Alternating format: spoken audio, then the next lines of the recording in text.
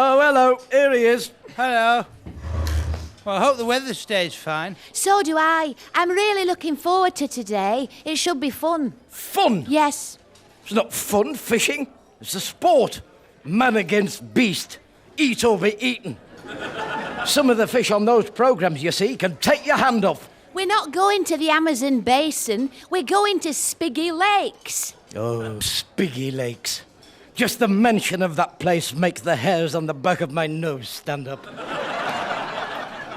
Have you been there before? Oh, yes.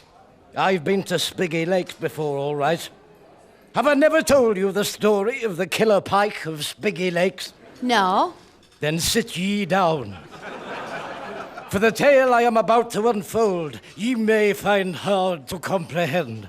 Do you have to tell it like that? Can't you just use your normal voice? I'm only adding a bit of colour to it. Dear, oh dear. Are you a man or a moth? Ed Mounty. Oh, the mouse. Are you a mouse, Geoffrey? Yes or no? Squeak, squeak. What's your story about Spiggy Lakes, then? Listen to me, and listen well. Many years ago, when I was but a young man, with my whole future ahead of me, I used to go to Spiggy Lakes with a pal of mine, who, for reasons of anonymity, I'll call Johnny Johnson. Because that was his name. There was a rumour of a giant pike which was terrorising all the other fish and had bit someone's finger off in a rowing boat down to the wrist. The local squire offered a reward to anyone who could catch it. Well, like any young men with our hearts and our heads full of blood, we decided that we would make a name for ourselves and catch this ferocious killing machine. When the day came, Johnny was to call for me at the anointed hour, and we would travel together to rid the world of this deadly lettuce. Menace! Dennis! This deadly Dennis. However, and I'll never forgive myself for this, when Johnny knocked at the door, I wasn't at home.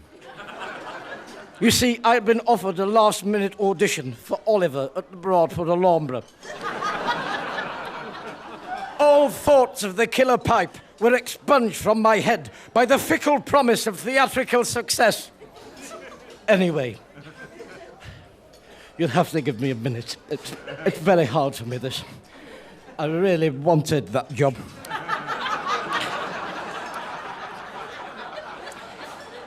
When there was no answer at my door of mine, Johnny decided to go to Spiggy Lakes by himself. The fool! The young fool! You see, I wasn't there to stop him. And that was the last time I ever saw him, when he called round and I wasn't there. He's gone! Gone! Really? Yes, they went to Australia that night. They emigrated. He didn't want to go, but he was only 7. You might know this, Geoffrey. Is there a settee sale on anywhere? Oh, I don't know. Well, if you see or hear anything to that effect, I expect you to keep me in the hoop. Ah, here's my breakfast.